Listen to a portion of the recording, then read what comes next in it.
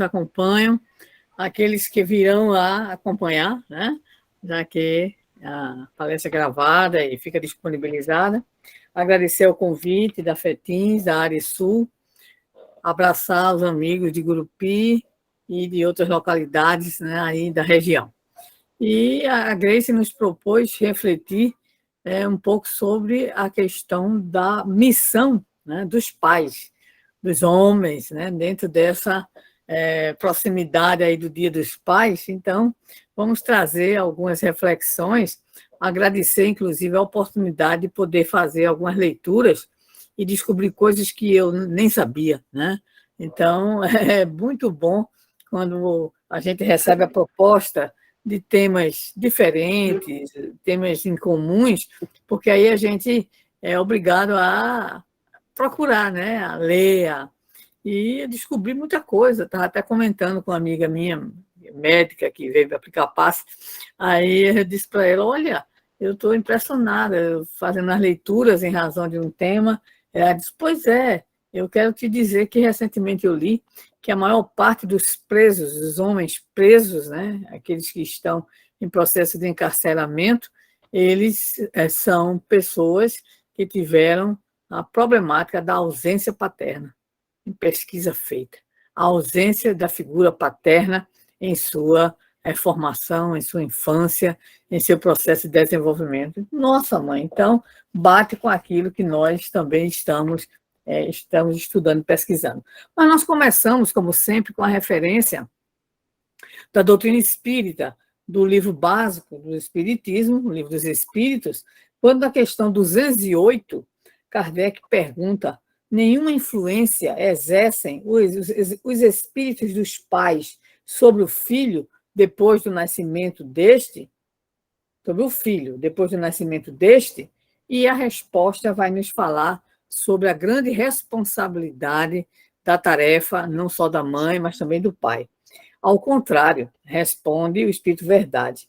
Bem grande influência exercem. Conforme já dissemos, os espíritos têm que contribuir para o progresso uns dos outros. Pois bem, os espíritos dos pais têm por missão desenvolver os de seus filhos pela educação. Constitui-lhes isso uma tarefa. Tornar-se-ão culpados se vierem a falir no seu desempenho. Então, a gente já vê aqui em 1857, Allan Kardec fazendo a pergunta, o Espírito Verdade dizendo da responsabilidade que tanto a maternidade quanto a paternidade possuem em relação ao processo, vamos dizer assim, evolutivo dos filhos, né? E aí é importante ver que a resposta não privilegiou, por exemplo, a mãe, como sempre acontece, né? Aquela ideia de que é a mãe que é a grande responsável pelo processo educativo dos filhos e deixar ao pai outras funções que, historicamente, elas foram sendo constituídas. Mas a resposta ela é muito clara para nós.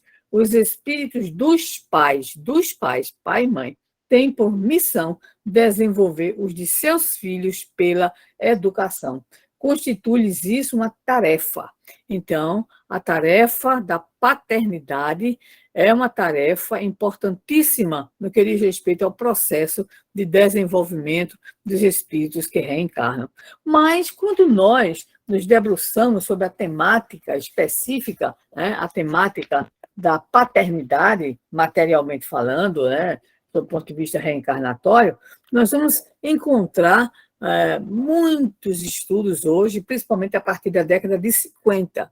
É a partir da década de 50 do século passado que os estudos, eles, vamos dizer assim, eles se ampliam na direção da importância da figura do homem, da figura paterna. E é claro que a gente sabe que, historicamente, a gente tem uma série de mutações, uma série de transformações que ocorreram, e a depender também da própria cultura. É claro que nós vamos ter também algumas pequenas variações.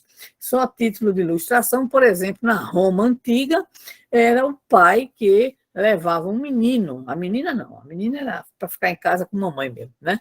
Mas na Roma Antiga, era o pai que fazia todo o processo de formação do filho sob o ponto de vista do exercício da cidadania.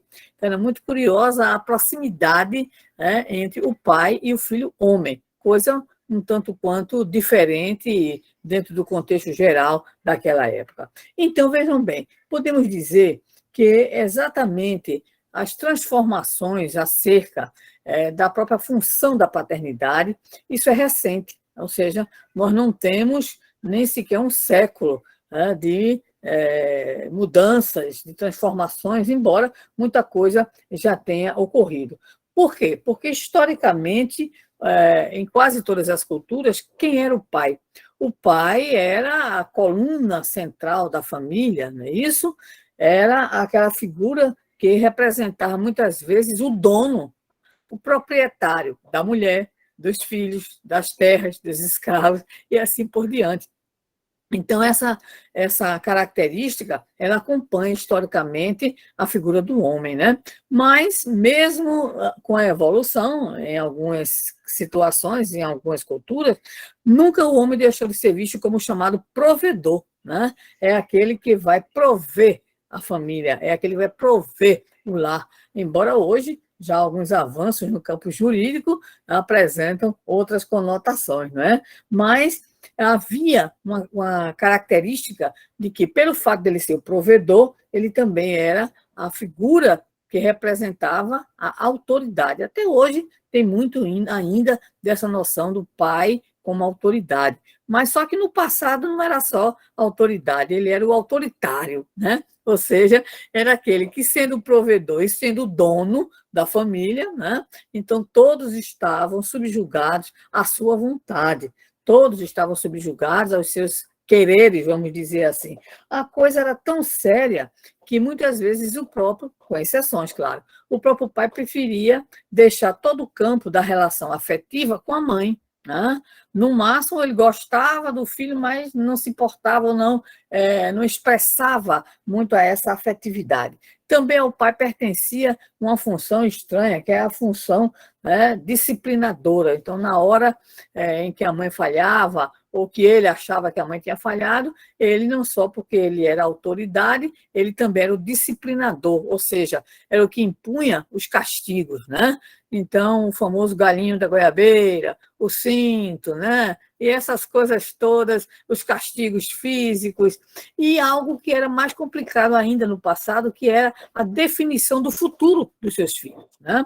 Então, era o pai que definia o futuro dos seus filhos. Então, esse menino vai ser isso, essa menina vai ser aquilo, vai casar assim, vai fazer essa ou aquela, esse ou aquele estudo, vai desenvolver essa ou aquela atividade profissional. Então, essa questão, por exemplo, nós estamos colocando aqui, muitos de nós que temos 50, 60 anos, vivenciamos essas situações, porque as mudanças elas são bem mais recentes, né?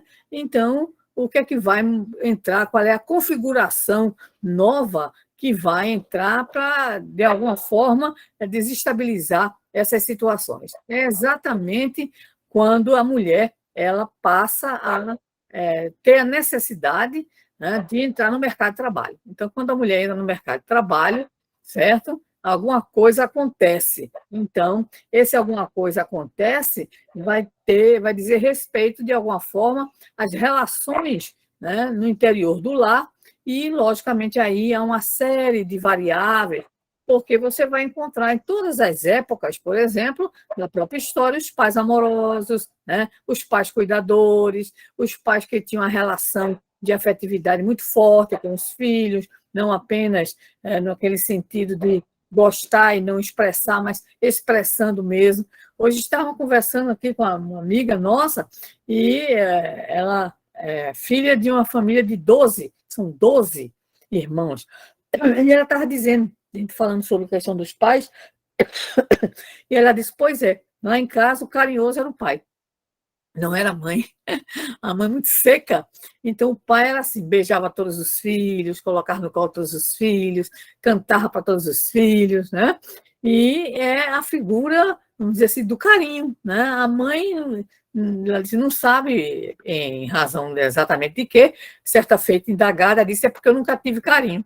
dos meus pais. Mas a mãe seca, muito possessiva e tudo, controladora, mas a manifestação do carinho, do afeto, do abraço é dos pais. Então, nem sempre, pelo fato dele ser considerado o dono da família, o provedor, a autoridade, o disciplinador, mas as exceções, elas sempre existiram, né? Bem, mas se nós procurássemos indagar, né, quais seriam realmente as grandes funções da paternidade. Então, a gente já sabe que espiritualmente, está lá, o Livro dos Espíritos já respondeu para nós. Nós assumimos, enquanto pais, a responsabilidade de receber esses espíritos e conduzi-los no processo, né, de desenvolvimento, de progresso e de evolução. Mas se a gente fizer o recorte apenas para ver, para que o olhar atinja essa situação daqui da Terra, então a gente vai encontrar também algumas coisas que são fundamentais nesse exercício da paternidade. Em primeiro lugar, é importante dizer que a figura do pai atua de maneira fundamental no chamado desenvolvimento e no psiquismo da criança. O primeiro ponto interessante é que quando a criança nasce, sob o ponto de vista da sua psicologia, né, do seu comportamento mental, é aquela relação com a mãe. Então, a figura do pai é importante porque é o outro. Não é mais aquela relação só filho e mãe, mãe e filho. É a figura do pai que é conhecida como, então, o primeiro grande triângulo amoroso, né? Então, é a figura do pai para que o próprio filho entenda que ele não tem aquela ligação tão fechada com a mãe que muitas vezes prejudica também o processo de desenvolvimento. Então, o pai ele atrai a atenção, né?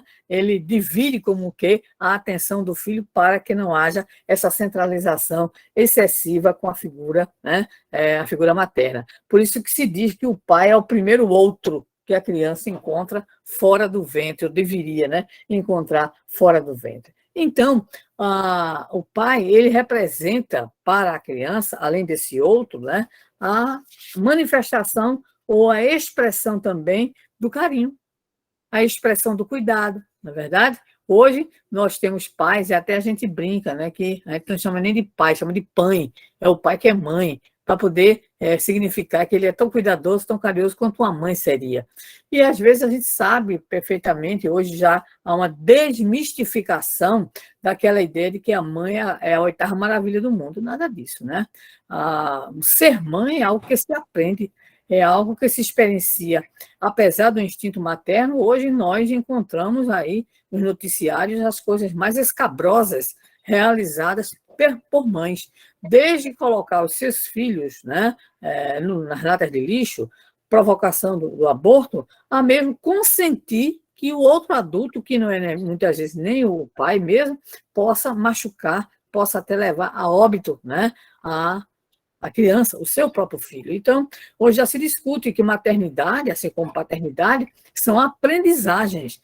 Embora a gente tenha a inclinação, principalmente a inclinação materna, mas não é um consenso hoje generalizado que toda mãe ama, toda mãe cuida. Não, isso é um arquétipo, isso é uma ilusão. Ser mãe e ser pai são processos, então, de aprendizagens que nós, diante das nossas imperfeições, nós vamos, então, né, tentar superar e suprimir, não é verdade?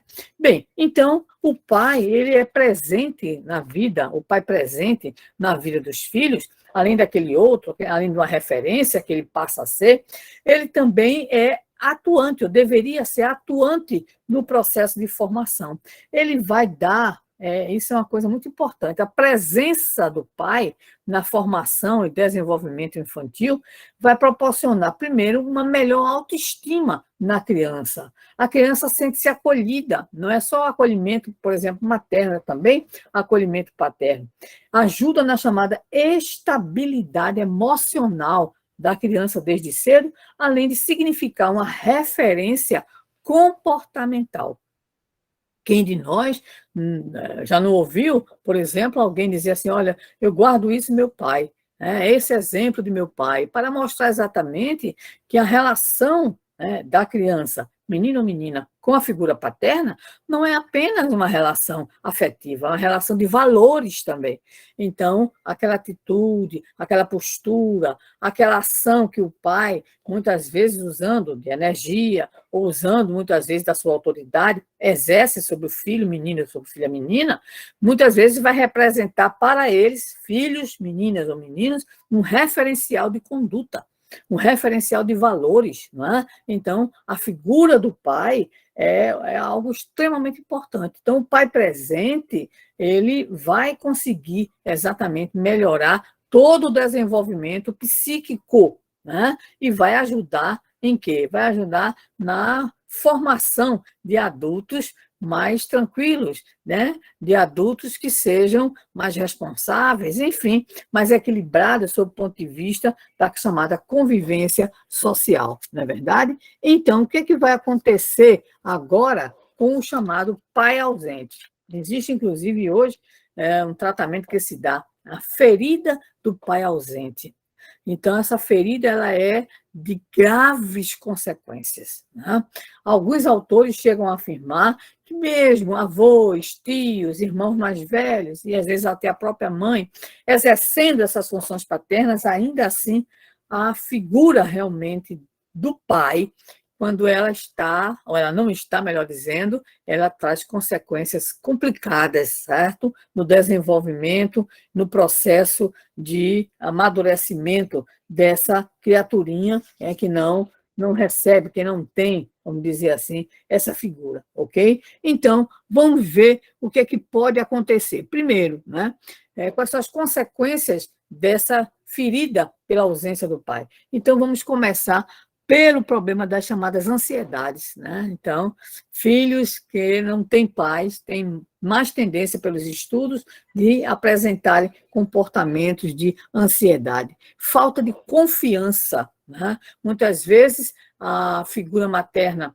para, vamos dizer assim, compensar a ausência da figura paterna, cobre de tanto carinho, de tanto cuidado, enfim, é uma coisa assim tão doentia que às vezes então os filhos desenvolvem uma atitude de insegurança, que mais adiante pode significar o quê? Rebeldia, mais adiante contestação, ou então uma acomodação muito grande e uma espécie de exclusivismo no relacionamento afetivo materno.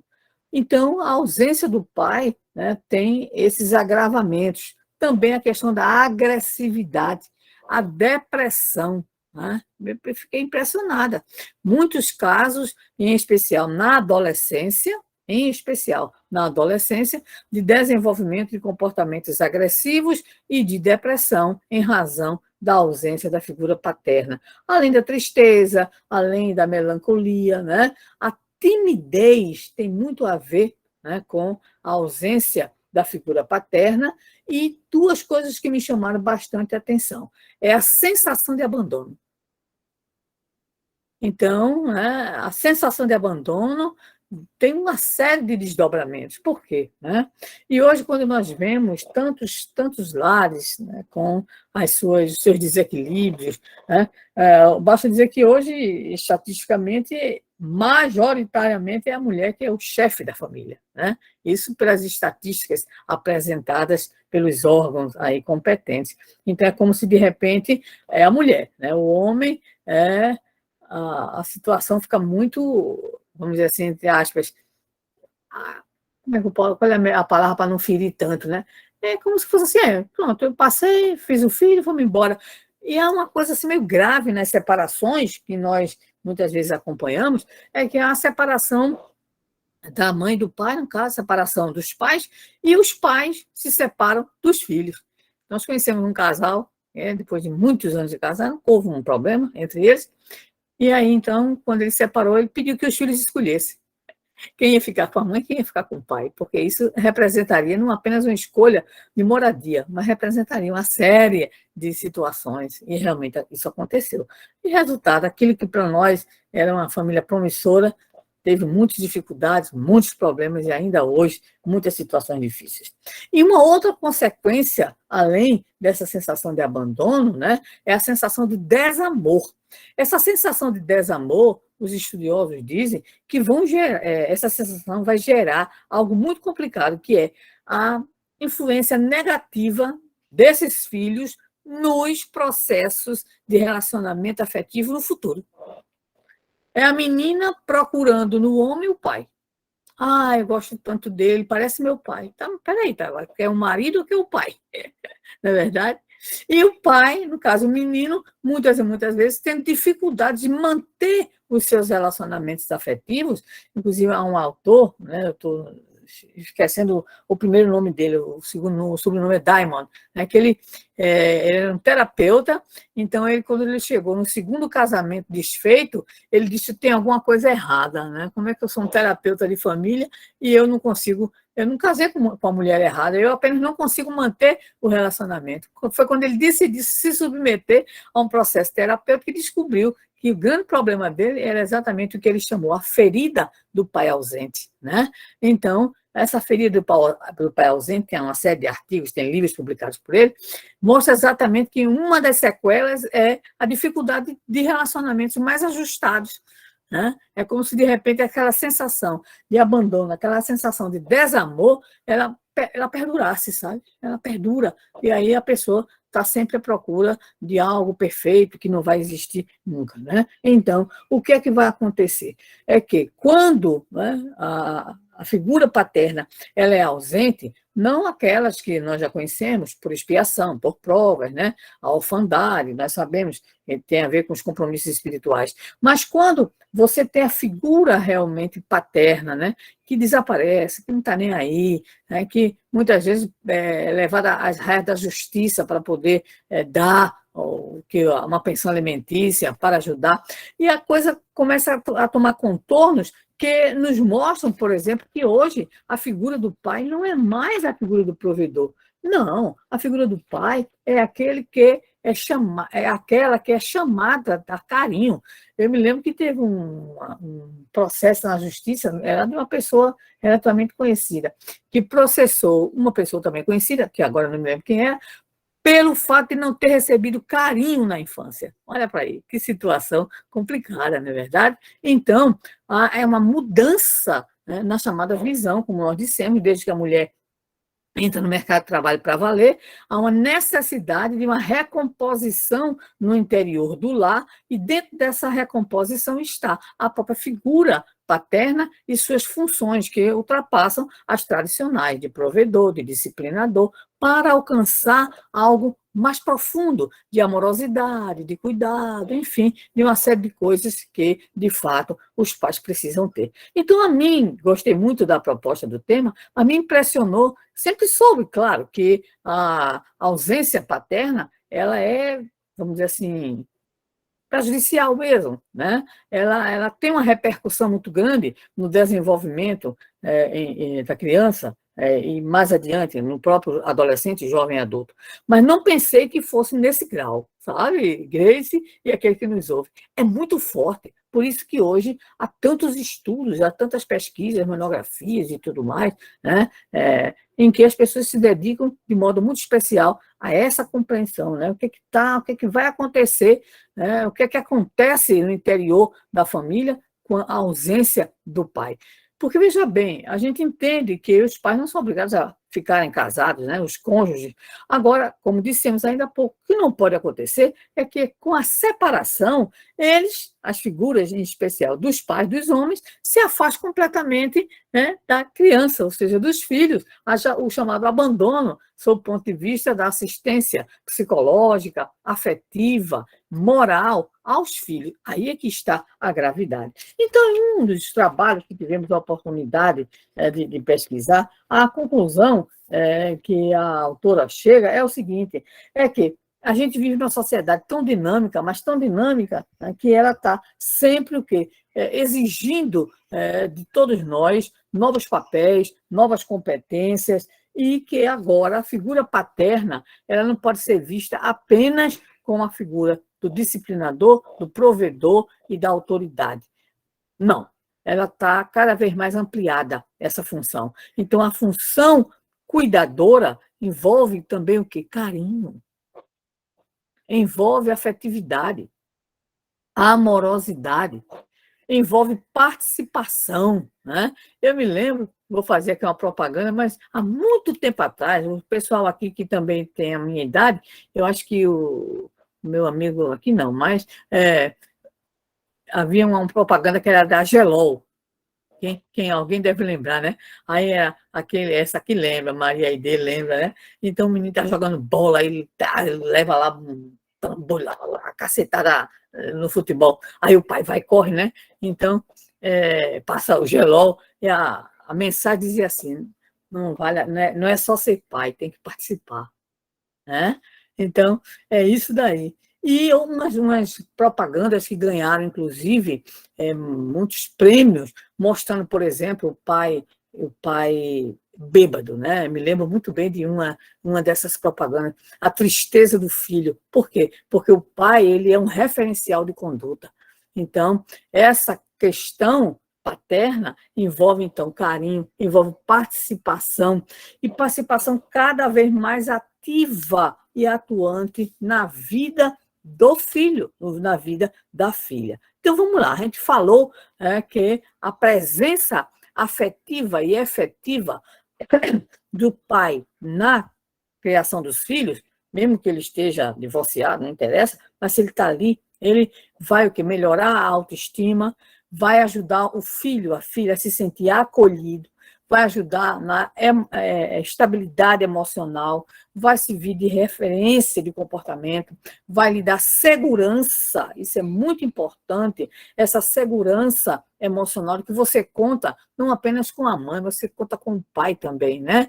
E às vezes você sabe perfeitamente que a gente se dá melhor, às vezes, com um do que com o outro, pelas ligações espirituais também que a gente tem. Então, essa figura do chamado pai presente, isso é muito importante nesse desenvolvimento do psiquismo, desde a infância, mas acompanhando a vida da gente como um todo. Bem, o que a gente poderia ainda também situar, né? O que é que um pai que quer ser presente, como é que ele faz isso, tá? Então, primeiramente, ele tem que demonstrar interesse pela vida dos seus filhos.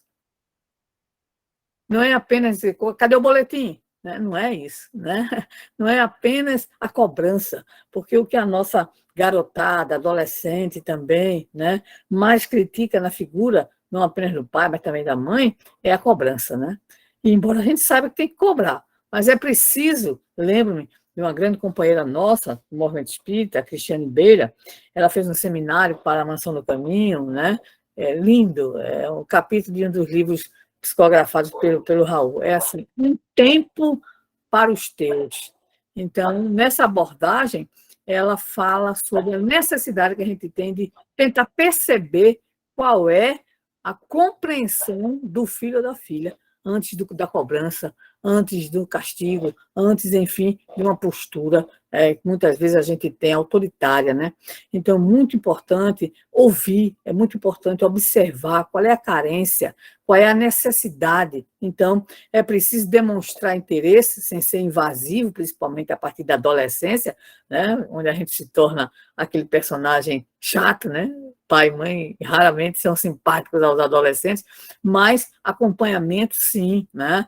Estar presente, sim, interessar-se, sim, mas principalmente, né, identificar as razões, ou procurar identificar as razões desse ou daquele comportamento do nosso filho, da nossa filha. Há uma razão de ser. Há uma razão de ser para certas atitudes, para certas condutas e até mesmo para certas coisas graves que muitas vezes os nossos filhos eles tendem a ter diante de situações que a vida oferece. Então, demonstrar sempre o quê? Interesse pela vida dos filhos, né?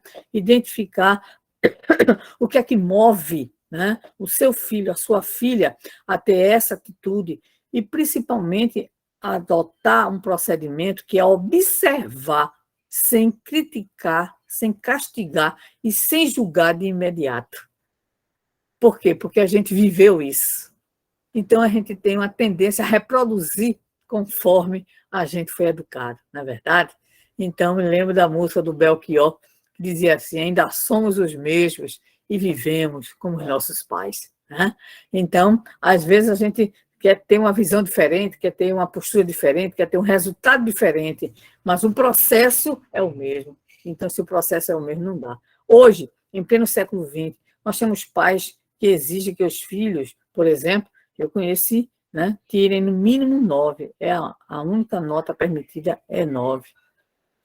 Ainda existem pais que querem definir qual é o curso que o filho tem que fazer no Enem, no vestibular.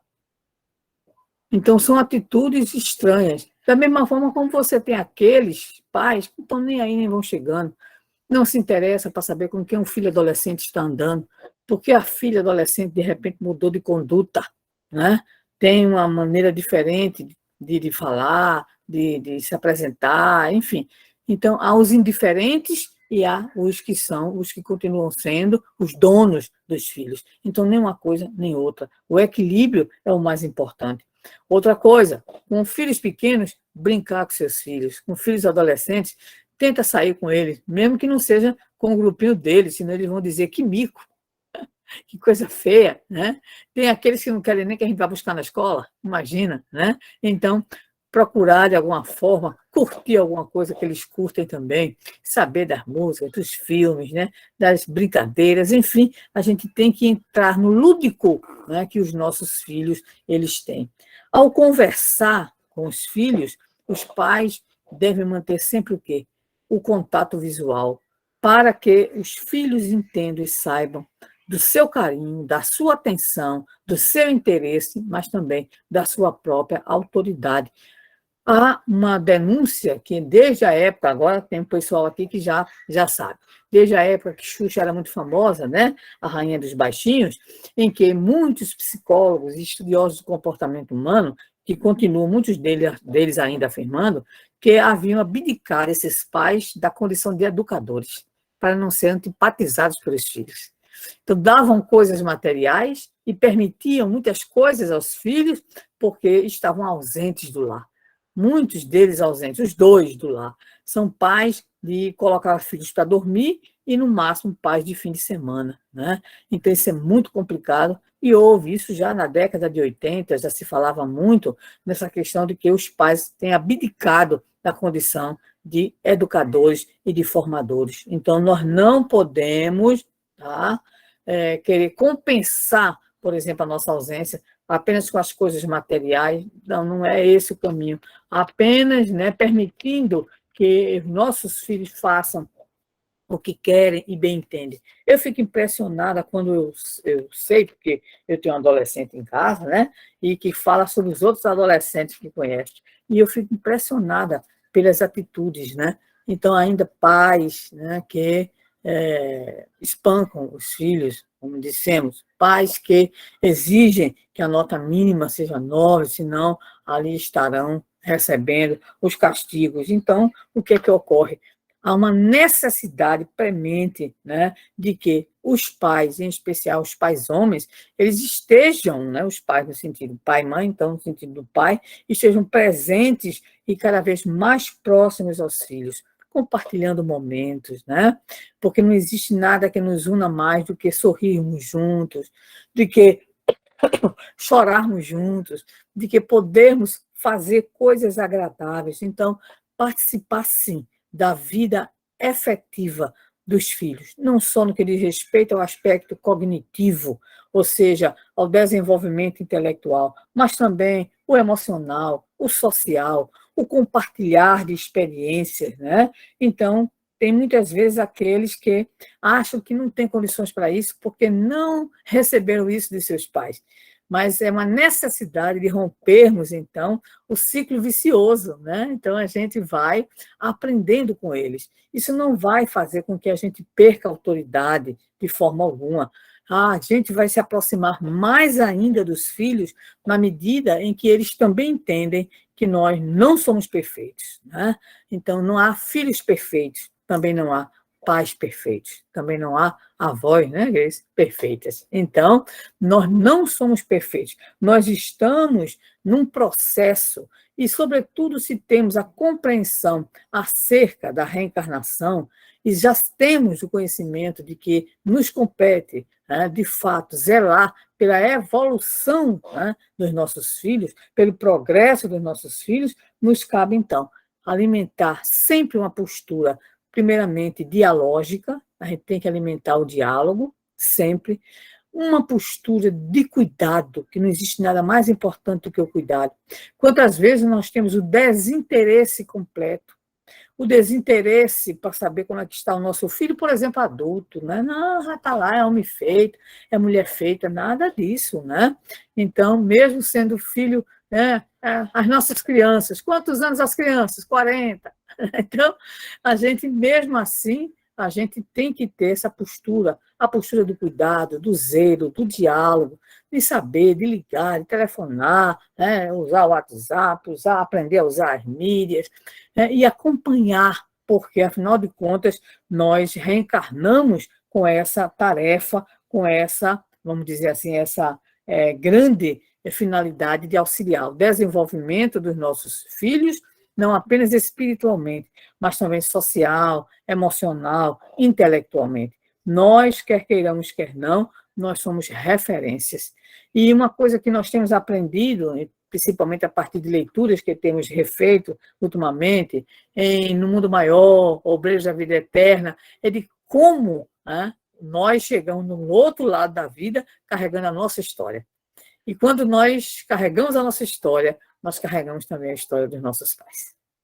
Nós carregamos a ausência do pai ou da mãe, a negligência, a indiferença ou a atitude negativa que recebemos durante a infância. E nós sabemos como isso é importante para o desenvolvimento, como isso é importante. Então, que nós que hoje aqui estamos reunidos, refletindo sobre isso, que nós possamos ter uma atitude mais, vamos dizer assim, mais compassiva, se tivermos no nosso passado os pais, né, que não nos ajudaram. E muitas vezes até foram violentos para conosco. Se nós os perdemos também em razão da orfandade, que possamos entender que há uma razão de ser para essa situação. E que nós aprendamos que, na verdade, nós estamos vivenciando experiências que serão alternadas. Hoje sou filha, sou filho, amanhã sou irmão, sou pai, sou mãe, né? Então, na dinâmica da reencarnação, os papéis mudam. E aí nós vamos aprender a ter a compaixão, o perdão, que é o que a espiritualidade sempre diz. Se você teve em sua infância pai, mãe, não corresponderam àquilo que você tanto necessitava e desejava, ainda assim, perdão, ainda assim, compreensão, ainda assim, agradecer a bênção da reencarnação e seguir adiante, procurando principalmente fazer o melhor, né? Nós agora temos que reverter o ciclo vicioso para podermos seguir, né, no melhor caminho e ajudarmos aqueles que nos chegam a responder, né, da melhor maneira possível aos desafios da vida. Sempre gosto de concluir os assuntos, né, referentes à família, em especial, com a pergunta célebre de Santo Agostinho, que está na obra do Evangelho segundo o Espiritismo, capítulo 14, quando vai trabalhar exatamente o tema a ingratidão dos filhos e os laços de família. E a pergunta não é para a mãe, não é para os pais, pai e mãe. Que fizestes, perguntará Deus, do filho que vos confiei? Então, essa é a grande pergunta. Falharmos, nós falharemos. Já falhamos, continuaremos a falhar. Agora, que haja a nossa busca, né, de esforço para que realmente nós possamos cumprir o melhor no progresso dos nossos filhos. Então, que Jesus abençoe a cada um de vocês aqui, em especial um abração muito grande para os pais, tá? Aqueles que têm seus papais no plano espiritual, agradeçam a Deus, eu vou agradecer pelo meu, que perdi com 9 anos apenas de idade, né? E que, se nós hoje não conseguimos ser aquele pai presente, se nós estamos deixando feridas em nossos filhos, que possamos repensar um pouco, né, as nossas atitudes para podermos ajudar, auxiliar esses que aqui estão nesse momento, nesse processo também de crescimento, para que se tornem adultos mais equilibrados, adultos mais saudáveis nas suas relações, né, afetivas e principalmente também nas suas relações com os próprios filhos. Graças, muito obrigada a Fetins, a Arisul, a Grupi, a todos vocês, que Jesus nos abençoe e que tenhamos um bom Dia dos Pais, qualquer que seja a nossa situação.